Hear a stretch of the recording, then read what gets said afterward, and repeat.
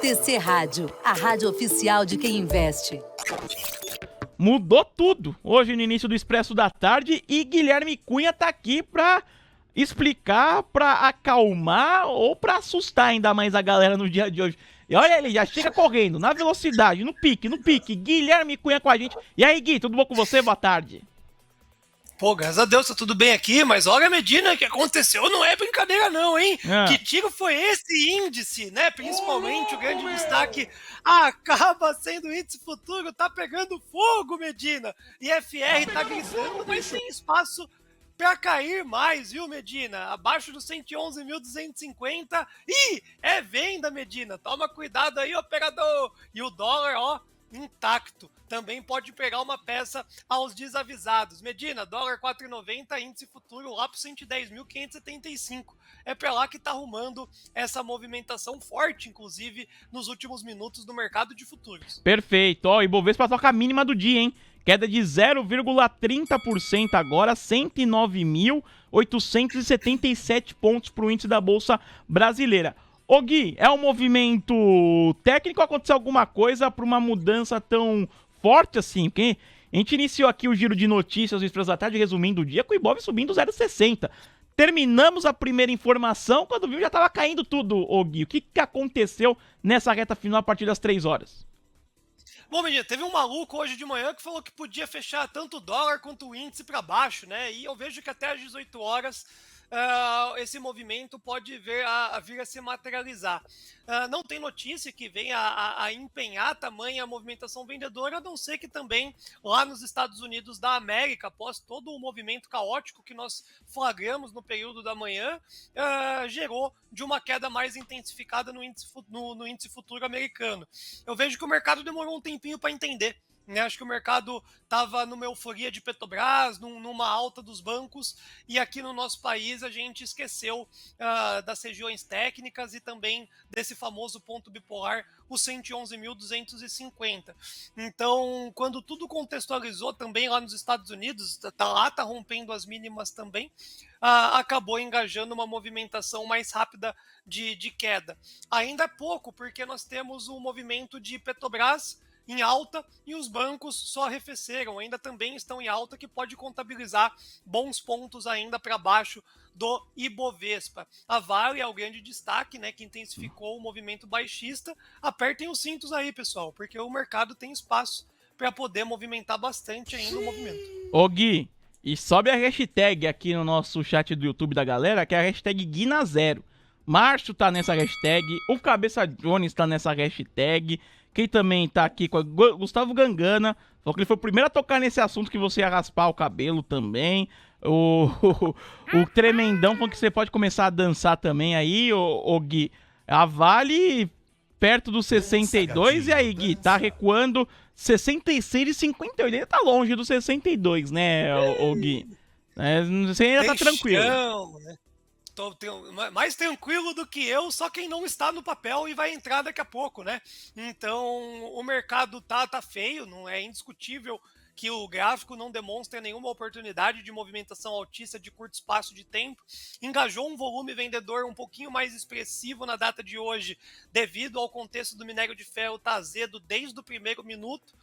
E aquilo que a gente já vem falando muito a respeito de Vale, né? É um cenário de ciclo, né? Tanto do minério quanto também do pagamento do dividendo, que faz com que as pessoas vão buscar outras assimetrias. E numa correção técnica natural da Bolsa, a gente começa a ver esse cenário já um pouco mais desgastado para a Vale. Mas 62 é a compra do ano, né? Então será um prazer, caso realmente vá buscar o 62, eu ficar careca, mas também quando o cabelo já estiver nesse mesmo topetinho aqui, ó, a gente já vai estar rico, porque o contexto não é Vale ficar rompendo o suporte. É uma movimentação de queda natural, junto com o minério de ferro, mas também o mesmo já está voltando naquele contexto do suportão. Então, 66,80 hoje era a boa do dia. Eu me coloquei de novo à exposição de Vale 3 nesse 66,80.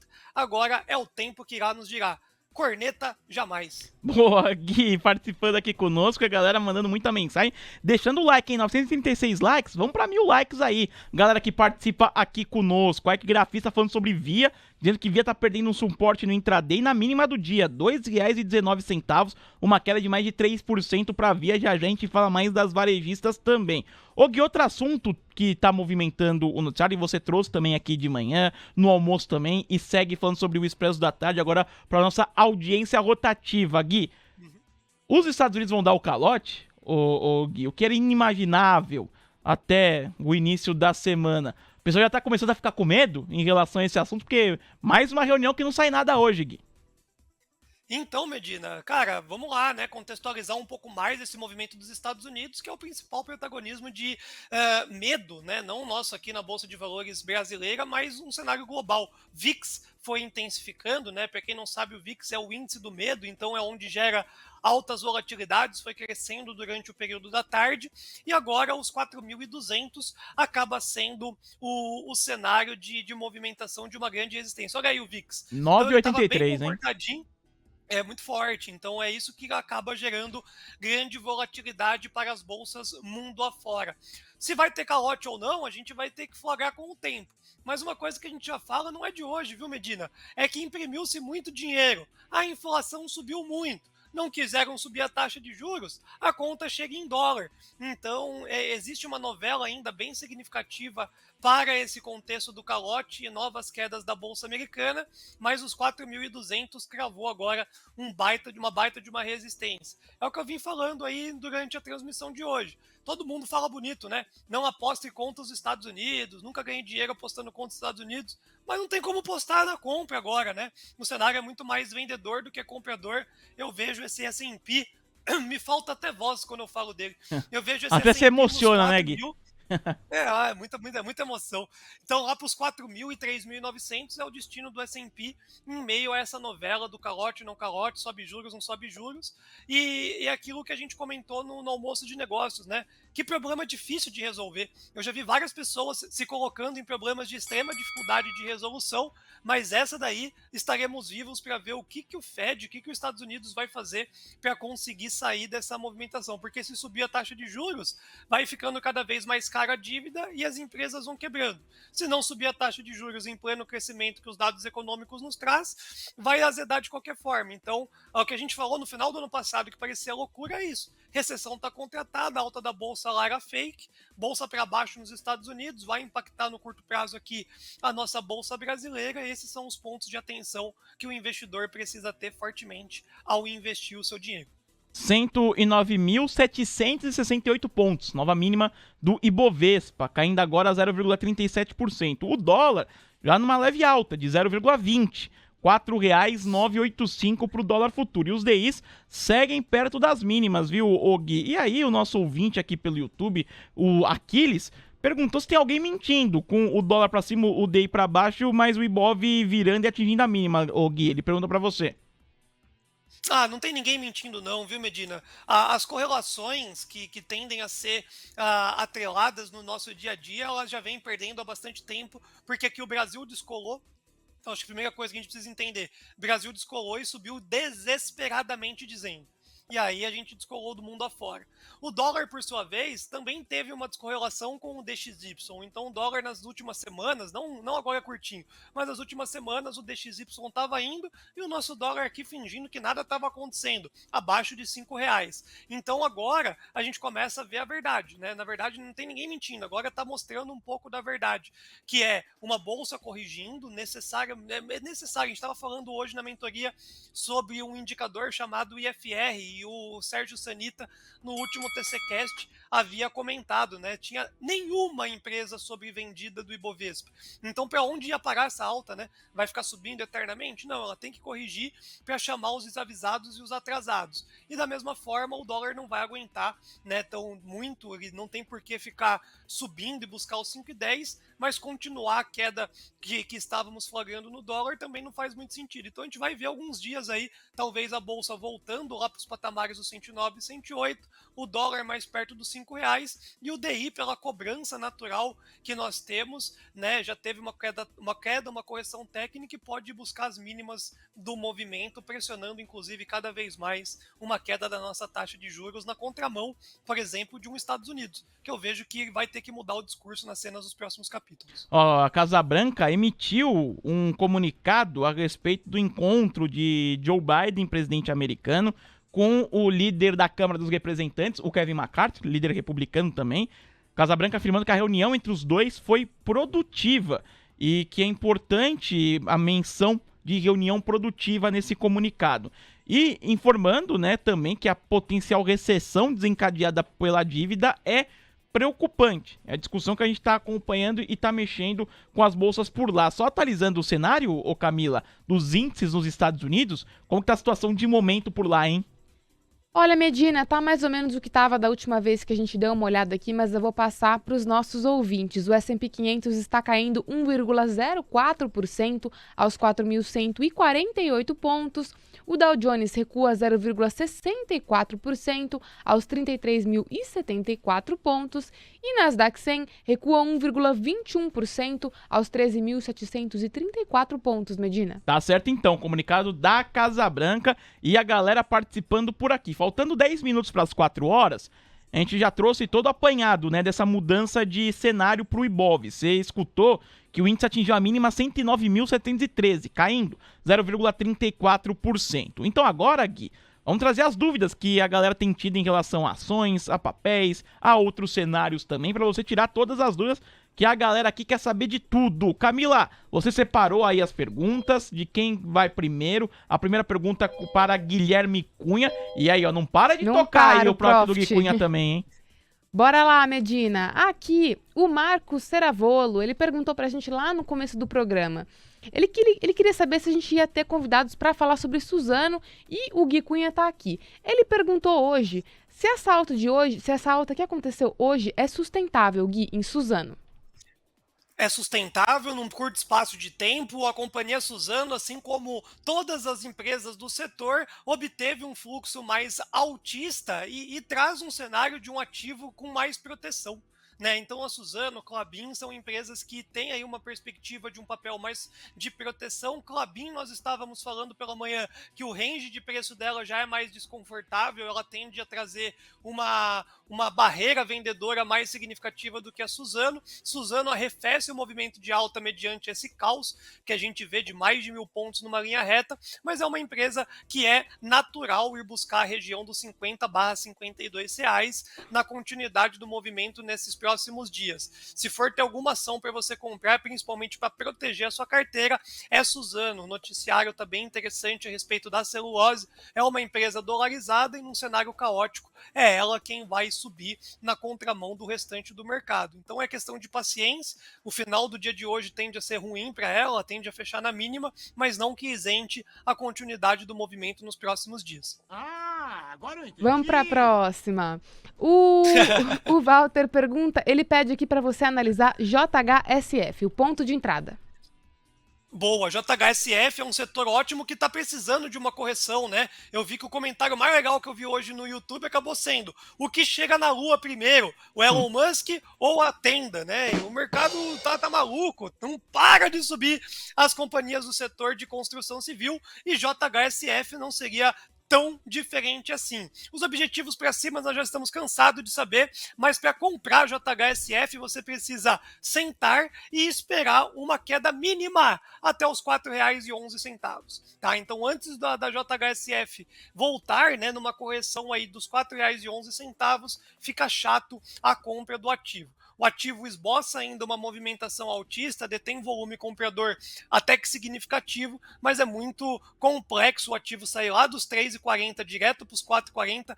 R$1 nesse preço nominal é uma questão de variação percentual muito grande. Está em cima de uma grande resistência agora dos R$4,58, vai voltar para os R$4,31 e dar uma travada, mas o ponto bom mesmo é R$4,11. Tem que ser bem paciente aí para comprar JHSF de novo num preço bom. 950 likes no nosso YouTube, hein? Faltam aqui 50 pra gente atingir a meta dos 1000. Sandra Regina Castro tá com a gente, a nossa guardiã dos likes, pedindo pra galera bater o 1000. Boa, Sandra, é isso aí, bora deixar o like na nossa transmissão. Só pra complementar as informações da Casa Branca, no comunicado, estão saindo outros destaques aqui no painel Mover Pro.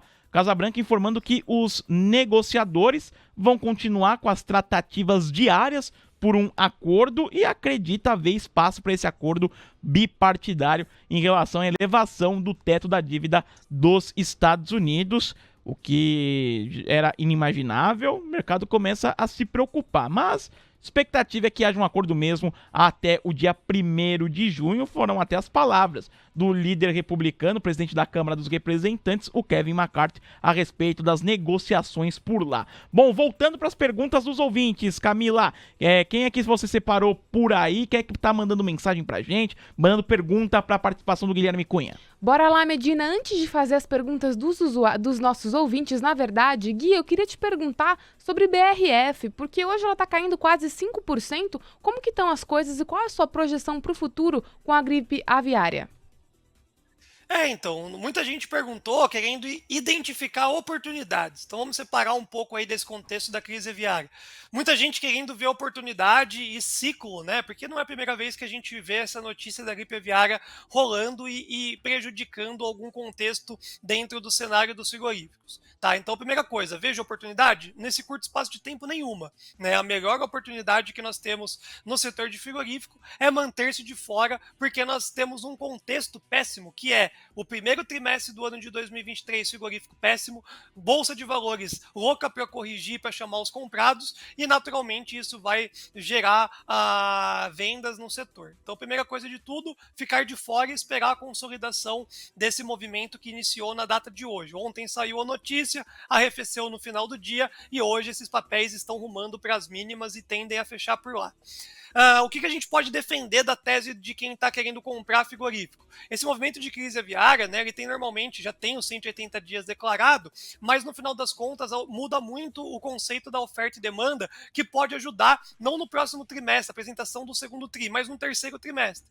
E aí o papel pode dar uma antecipada no movimento mais para o final desse semestre, e aí você vai comprar caro. Então o que eu, Guilherme, faria, por exemplo, em BRF, para poder ficar num cenário mais inteligente? Espera uma correção até o 7,23. Tá perto. Chegou lá no 7,23, uma primeira mãozinha em BRF, Marfrig também é outro papel que estava andando bem e devolveu forte na data de hoje. Então são papéis que dentro dessa faixa de preço, fazer uma compra deslumbrando mais para o último trimestre do ano, você naturalmente terá um trade assertivo. Agora, por curto espaço de tempo, pessoal, nada ajuda, porque o balanço não foi legal, estávamos comprando a recuperação desses ativos e o noticiário não é nada positivo. Bora lá, Gui. Agora, aproveitando que a gente já tá chegando nas 4 horas da tarde, o André Alessio, ele fala: boa tarde, Gui. Sei que é quase improvável esse calote nos Estados Unidos, mas se hipoteticamente acontecesse, qual seria a reação do DXY nesse default? Bora, na verdade a gente chegou a trazer um comentário, não era a minha visão, preciso estudar mais a respeito disso, mas o DXY perderia força.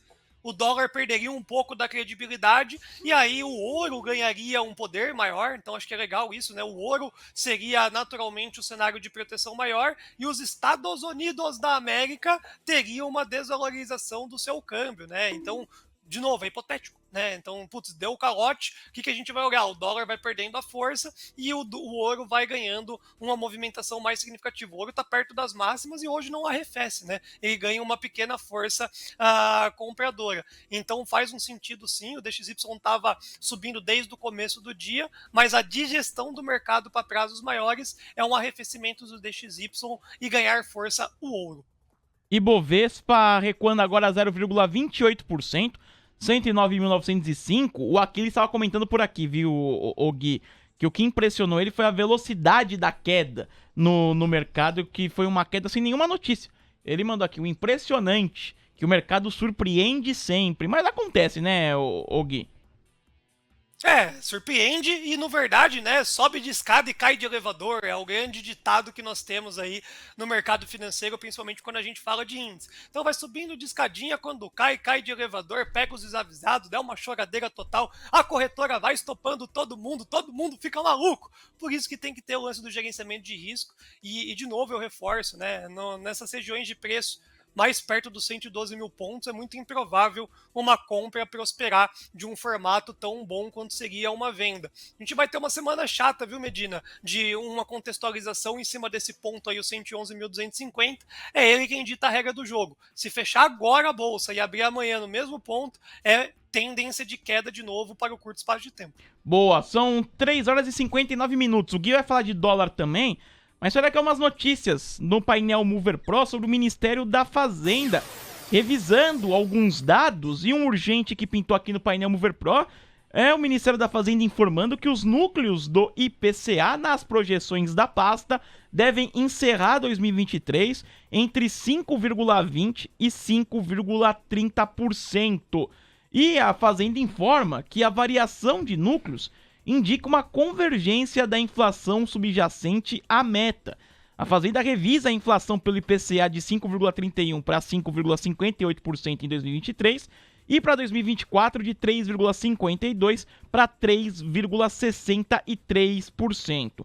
Outras revisões: o Ministério revisando o crescimento agropecuário de 10,4% para 11% nesse ano e o crescimento do setor de serviços de 0,9% para 1,3% também em 2023. Já sobre o crescimento da indústria, a revisão foi para um crescimento marginal de 0,4% para 0,5% e confirmou a projeção de crescimento do PIB em 1,9%. Para 2024, a nova projeção do Ministério da Fazenda é de um crescimento do PIB em 2,3%.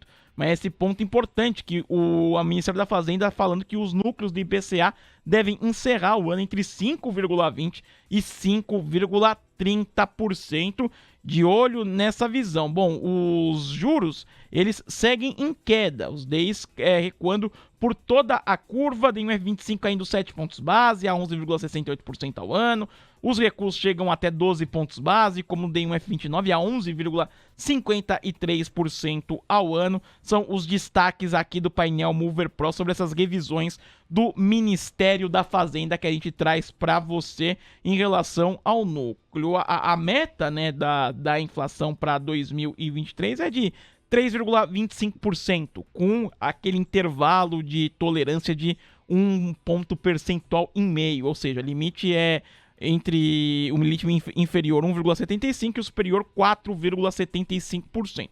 E o Ministério da Fazenda falando que a variação dos núcleos indica a convergência da inflação subjacente à meta. Vamos acompanhar as repercussões dessas revisões a respeito dessas projeções do Ministério da Fazenda. 4,1. Tô vendo aqui o dólar, Gui, o dólar futuro nesse momento sobe 0,16%. R$ 4,984. E no seu início de participação aqui, você disse que pro pessoal tomar cuidado com o dolinha, Gui. Eu queria que você trouxesse mais a sua análise a respeito do dólar e por que tomar cuidado. Eu queria que você explicasse mais esse movimento de hoje. Porque ele está muito perto do 0 a 0, Medina, e nesse cenário de catástrofe mini catástrofe anunciada, nós tivemos uma queda muito intensificada do índice e o dólar ficou praticamente estável, né? Ele subiu muito pouco, ele tem também o IFR gritando ali na movimentação da venda e o BTG Pactual foi vender dólar aí para dar uma segurada só agora na formação do ajuste diário. Então o dólar ele pode sim voltar a buscar uma região lá dos 4.992 até os 5.004, né, num cenário de um viés mais altista para o intraday. Não é um cenário base, mas como a região técnica não detém muitos pontos que podem segurar, tem que tomar cuidado aí em operar nesse finalzinho da tarde o dólar, porque fechou muito injusto. O dólar estava legal, ele estava lá dentro do nosso ponto, que é o 4,966, mas ganhou uma força aí com a queda do S&P e a queda da nossa bolsa, então gera um senso de dúvida muito grande se ele vai conseguir fechar abaixo do ajuste, né? O ajuste fechou aí agora muito próximo do 4,884, 4,984, então é o ajuste diário quem vai ditar a regra. Se fechar abaixo do ajuste, sensacional, é um alarde que não faz muito sentido. Agora, se ficar negociando muito acima do 4,894, vai chamar compradores para querer dar um beijinho de novo lá nos R$5. Então, para quem opera com stop curto, principalmente aí, toma cuidado, porque pode pegar uma peça o dólar. Falando em dólar num cenário mais longo, Medina, que bom que estamos abaixo dos R$5, o mesmo torna-se uma grande resistência junto com o 5,024 para a data de amanhã.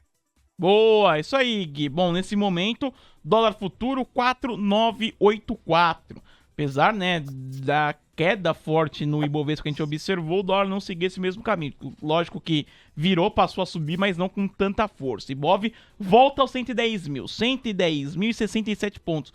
Uma queda de 0,13%, vai diminuindo as perdas também o Ibovespa. 4,4. Ô, Camila, vamos voltar para as perguntas dos ouvintes? Quem você está separando por aí? Vamos lá para a Station, né? A galera lá da Station participando dentro da plataforma do TC, porque o Gui Cunha tá com a gente para comentar de tudo, Camila. Exatamente. Lá na Station, o Roberto pediu a sua análise dos papéis de Usiminas, Gui. Usiminas, né, tão agradável quanto uma companhia Vale 3, e ela tem uma distorção que me gusta muito, Usiminas nessa distorção que tem aí também de preço. Por que a gente foi para Vale? Pelo contexto também da movimentação da liquidez. Usiminas pode cair até R$ 7,40, tem mais 11 centavinhos para Usiminas cair e começar a gerar uma oportunidade de trade. Para quem quiser comprar bem para investidor, né, para investimento, R$ 7,18 é o contexto de compra para Usiminas. Deslumbrando parciais, 8,27 e depois R$9,29 é o objetivo final de Usiminas nessa recuperação do minério, que vai puxar Vale, Usiminas e por aí vai. Então, para tiro curto já está chegando, mais 10 centavinhos de queda já tem um baita de um suporte protegendo, e aí para quem quiser comprar melhor, mais perto dos R$7, fica bem convidativo uma compra, porque o upside é muito grande, né? 8,27 parcial, R$9,29 é o objetivo de Usiminas, só que aí é paciência, hein, pessoal? O mercado já está penalizando Usiminas, lateralizando ela já faz bastante tempo e pode ficar comendo o seu dinheiro em questão de tempo. Mas é um trade tranquilo para quem quer comprar e carregar para o cenário do segundo semestre.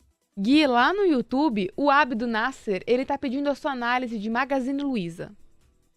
Magazine Luiza é o mais fácil de todos, porque para prazos maiores ele está intacto, né? Então não tivemos zero alterações a respeito do preço-alvo de Magazine Luiza. 5,08, 5,18 é o objetivo para a companhia.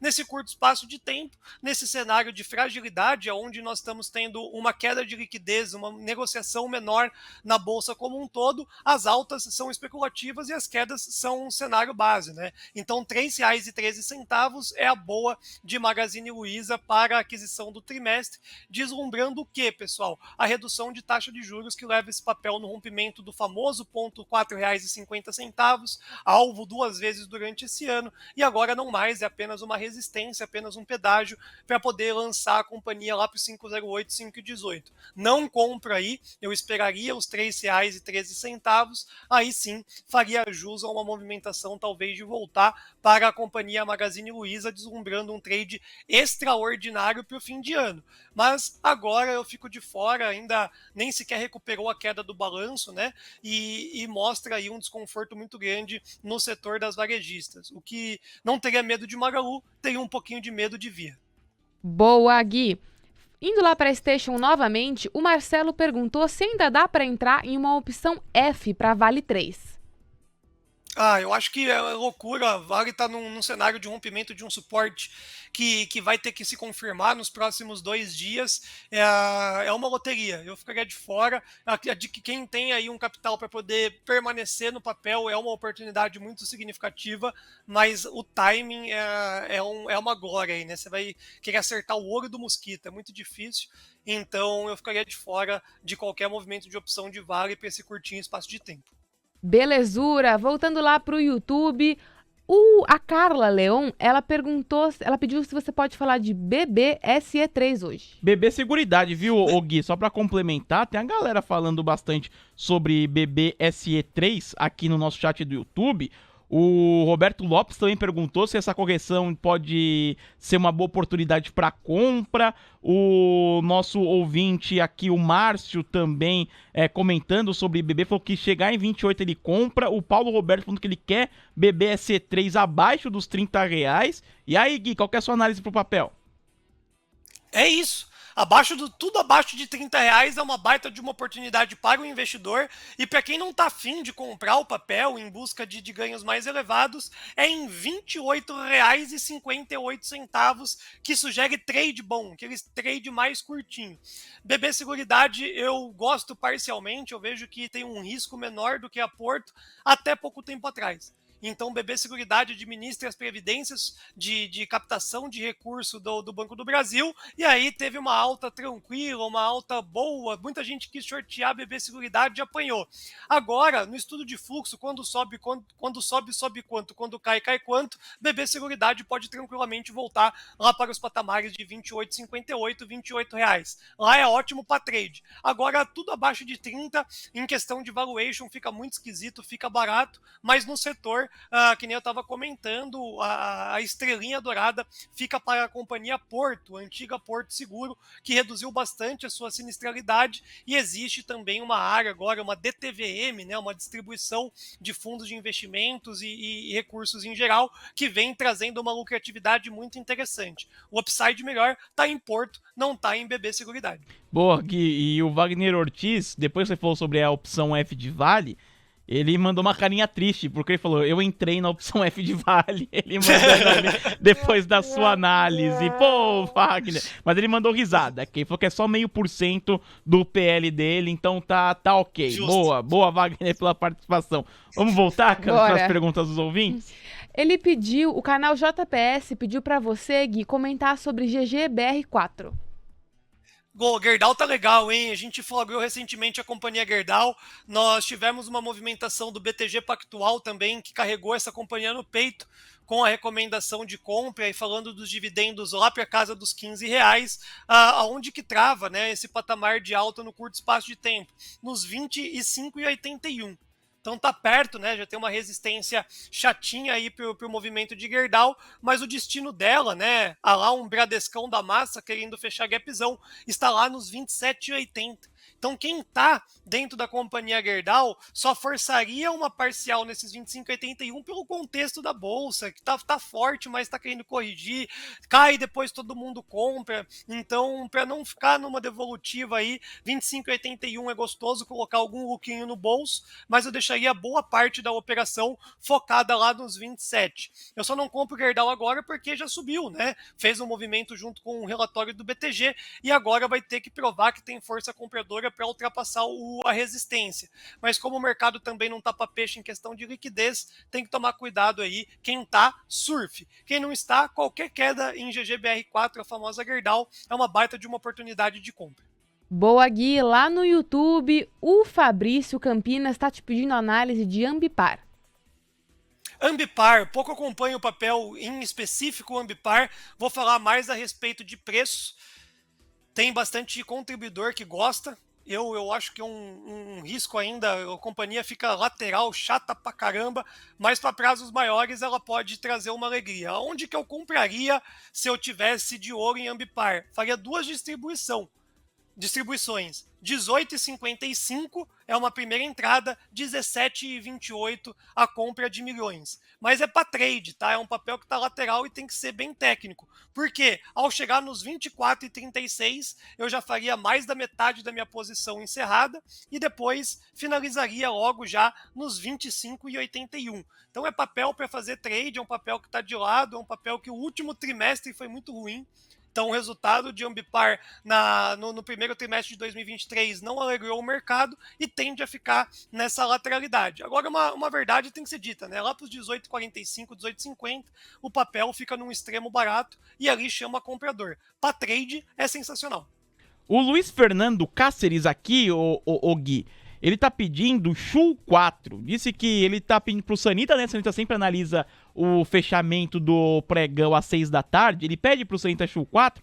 Mas aqui no caso do Sanita, a gente tem uma regra que depois a Camila vai reafirmar aqui pro nosso ouvinte, de que o mínimo de negociação no dia precisa ser de 15 milhões de reais. Exatamente. Para o Sanita poder analisar no fechamento. E por isso que o Sanita nunca analisou Shu 4 ainda no nosso fechamento. Mas eu passo para você, Gui. Porque mesmo com papel de pouca liquidez, você enxerga às vezes oportunidades, você acompanha esse papel, Shu 4? É SHUL4, não é a Isso. Show, não, né? Não, isso, SH é isso. É a Shu. Eu peguei o gráfico aqui, ó, peguei o gráfico, ele tá brabo, hein? É um gráfico que estilingou, né? Então a queda da liquidez faz com que o papel fique nervoso e vai mandando bala aí. Só esse mês subiu 30%, Medina. Ih, papelzinho bom aqui para cometer uns crimes realmente. Vamos lá pegar o cenário do que como é que tá a parte fundamentalista da companhia para ver se isso faz alguma racionalidade. ROI, Medina, bem acima do esperado pelo setor, tá em 26,78. Primeira coisa que a gente gosta de olhar, já passou com sucesso, passou de ano. A companhia não detém nenhuma alavancagem, tá? Tem um valor ilusório ali, deve ter sido para reformar a loja esse valor, tá com caixa, tá bonito, não precisa de alavancagem nenhuma. O 2022 foi um fechamento recorde, tem 269 milhões a mais de lucro líquido no caixa. E em questão de trimestre, a única coisa que chama a atenção é que o primeiro TRI ficou abaixo do quarto trimestre, mas também o quarto trimestre foi o recorde da companhia. Em questão de fato relevante, é só coisa boa, esclarecimento por que está entrando tanto dinheiro nas ações da companhia nesses últimos tempos. Não tem nenhum BO, não tem por que cair, viu, Medina? Estão comprando aí uma melhoria no macro, uma empresa que está virando destaque do setor, não consigo comprar o papel depois dessa estilingada. Mas obrigado pela pergunta, fica no meu radar. Quedas aí são oportunidades de compra. Parece que o papel se encontrou, né? Conseguiu gerar um fluxo de receita. Agora, para cair e comprar, tem que esperar minimamente os R$5, tá? É verdade. E R$5 é uma compra arriscada, mas é uma comprinha aí deslumbrando o segundo semestre. O Sam Brazo tá comentando aqui, falando que ele tava esperando para ser o like 1000. Mas dizendo que parece que não vai chegar lá, não. Vamos chegar sim. Claro Estamos que com vamos, 960. Falta só 30. Só 30. Temos 970 agora de Exatamente. likes. A gente vai conseguir atingir os 1000 likes sim, viu, Sam Brazo? Pode deixar seu like também. Não espera, não. Como estão chegando mais perguntas pro Gui, ô Camila, vamos fazer mais 2 perguntas? Pro Gui se separa por aí, pro Guilherme Cunha encerrar a participação dele hoje. Vamos lá. O Jair Júnior, ele pediu BRAP 4, Gui. Pô, BRAP 4, a gente vai estar muito atrelado à companhia Vale 3. Então, se só compraria BRAP 4 se o valor financeiro tiver dado. Porque o desenho tende a ser muito semelhante, né? Corresponde aos dividendos BRAP 4 da Vale 3, tem uma grande exposição. Então, para surfar a retomada do minério, eu estaria dentro da companhia Vale 3. O desenho de BRAP 4 ele está até melhor, né? Vai testar um suporte, não pode perder, mas ele fica mais obediente, tem uma volatilidade menor do que a Vale 3. Agora, se romper essa região dos 21,50, 21,30, fica bem feio para o papel. Boa, Gui. A última pergunta é do Luiz Henrique e ele quer a sua análise de espaço laser. Putz, espaço laser, Expa 3, tá na lanterninha dos IPOs aí, né? Recente, e Expa 3 a gente sempre faz aquela brincadeira sem graça. Depilou o investidor minoritário, deixou todo mundo sem R$1 ali no bolso. E o papel já faz um bom tempo, na verdade, está completando quase 12 meses, que fica aí beirando R$1 e R$1,50. R$1 e R$1,50. Amigos. Cara, espaço laser, tem que cair a taxa de juros e ela se mostrar positiva em questão de lucratividade. Por que a gente não confia muito nesse cenário de reversão de lucratividade de espaço laser? Porque parece que as melhores lojas foram vendidas, né? Então, trimestre a trimestre, vem dificultando a melhoria dos seus resultados de um formato consistente. Uma hora traz uma paulada, mas depois já traz uma queda um pouco significativa e aí o cenário do ano não é legal. Expa 3, de novo, caiu os juros, é sorte, não tem um desenho bonito não. Boa, Guilherme Cunha. Gui, muito obrigado pela sua participação. Deixa aberto aqui o espaço para o seu destaque final aí, rumo ao encerramento do pregão de hoje. Um grande abraço e até amanhã. Medina, acho que o destaque está no dólar, ele não pegou a peça que a gente estava alertando, muito pelo contrário, ele conseguiu trazer um arrefecimento até que significativo do ajuste diário. O dólar desenha aí manter a paz de um viés mais baixista em rumo ao 4,966, 4,948. Então não tenho uma preocupação adicional, crava ali uma resistência muito forte no 5,024, então altas no dólar ainda hoje são oportunidade de venda, amanhã continua sendo oportunidade de venda e de olho no fechamento do índice futuro. O índice futuro fechando abaixo dos 111.250, amanhã a grande expectativa é sua abertura. Sendo abaixo dos 111.250 é a primeira grande resistência e gera mais um alerta para os nossos ouvintes pensarem em rebalanceamento das carteiras de ações. No demais, Medina, mais um dia com uma volatilidade um pouco maior, com um volume um pouco maior, mas ainda tem que convencer Ibovespa totalmente indefinido. Amanhã é dia de novo de bastante calor. E estamos menos de 10 likes aqui pros 1000. Hoje aqui no nosso YouTube. Vambora! Guilherme Cunha, Gui, obrigado pela sua participação. Um grande abraço a você. E amanhã tem mais, Gui. Valeu, pessoal. Sucesso. Até amanhã. Fui! TC Rádio, a rádio oficial de quem investe.